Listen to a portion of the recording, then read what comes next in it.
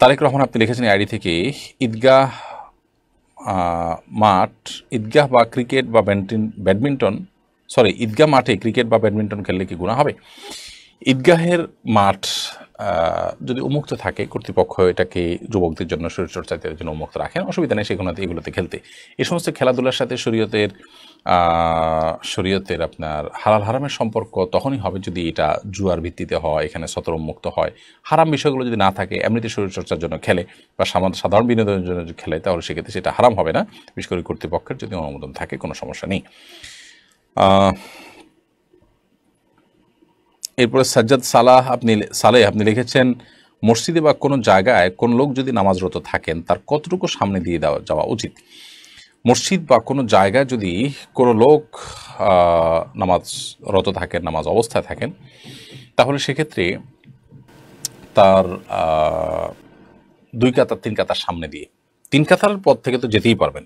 অনেক উলামার মতে 1 কাতার পর, তার সিজদার জায়গার পর থেকে আপনি যেতে পারেন, কারণ তার সিজদার জায়গার এরিয়ার মধ্যে গেলে তার নামাজের মনোযোগটাকে নষ্ট করবে, কিন্তু এর বাইরে দিয়ে গেলে তার মনোযোগ নষ্ট করার কথা নয়।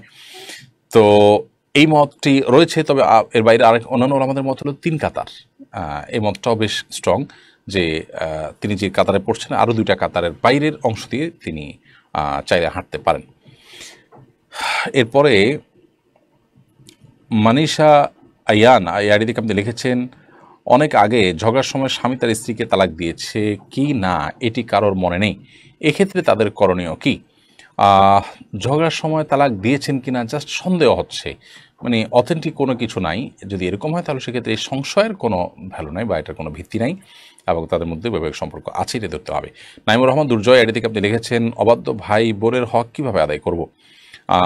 ভাই বোন যদি অবাধ্য হয়, তারপরেও আপনি আপনার কর্তব্য, ধরা যাক আপনার বাবা নাই, ভাই বোন ছোট, বা তাদের বোনের ভরণ পোষণ দেওয়ার মতো বিবাহ হয়নি, তাহলে সেক্ষেত্রে আপনি অবশ্যই ভরণ পোষণ দিয়ে যাবেন।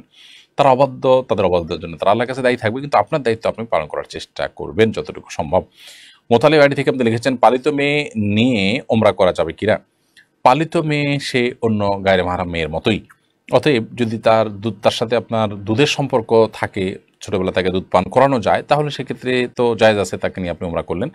আর তা না হলে সে যদি বড় হয়ে যায়, আপনি যদি পুরুষ হিসাবে তাকে সাথে নিয়ে যেতে চান, তাহলে অবশ্যই তার কোনো মাহরাম লাগবে, আপনি তাকে সাথে নিয়ে যেতে পারবেন না। কারণ দুধের সম্পর্ক যদি না থাকে এবং পালিত মেয়ে সে যদি আপনার মাহরাম না হয়, তাহলে সেক্ষেত্রে অবশ্যই গায়রে মাহরাম হওয়ার কারণে তার সাথে আপনার গায়রে মাহরাম মহিলার সাথে যেরকম সম্পর্ক অনেকটা সেরকমই। এটা আমরা অনেকে না জানার কারণে মনে করি যে পালিত সন্তান বোধ হয় নিজের সন্তানের মতোই, ব্যাপারটা সেরকম না।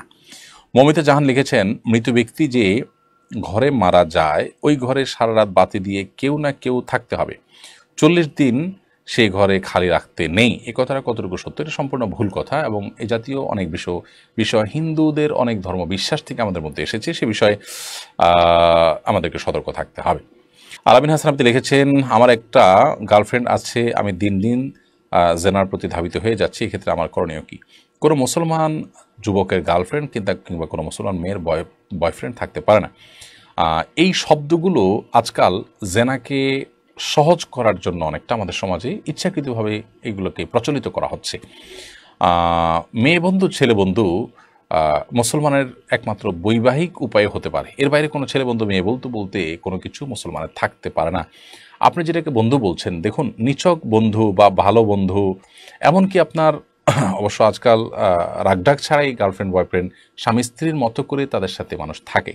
আল্লাহ মাফ করুন, এটা হলো অপরাধের ক্ষেত্রে অপরাধ বোধও হারিয়ে গেলে যা হয় সমাজে, ব্যাপারটা সেরকম। আল্লাহ তাআলা আমাদেরকে হেদায়েত দান করুন। কোনো মুসলমানের জন্য জায়েজ নেই, হারাম, এবং এর কারণে আপনি জিনা লিপ্ত হচ্ছেন। আপনি সরাসরি জিনা লিপ্ত না হলেও আপনার কোনো মেয়ের সাথে হারাম সম্পর্ক আছে, রিলেশন আছে, এটুকুই একটা মানে জিনা মূলত। অতএব আপনার উচিত হবে আল্লাহর জন্য তাকে ত্যাগ করা, হয় বিয়ে করে ফেলা, আর না হলে আল্লাহর জন্য তাকে ত্যাগ করে আপনি হালালের পথ খুঁজবেন এবং সম্পর্ক ছিন্ন করে ফেলবেন। আল্লাহ তাআলা আপনাকে তৌফিক দান করুন।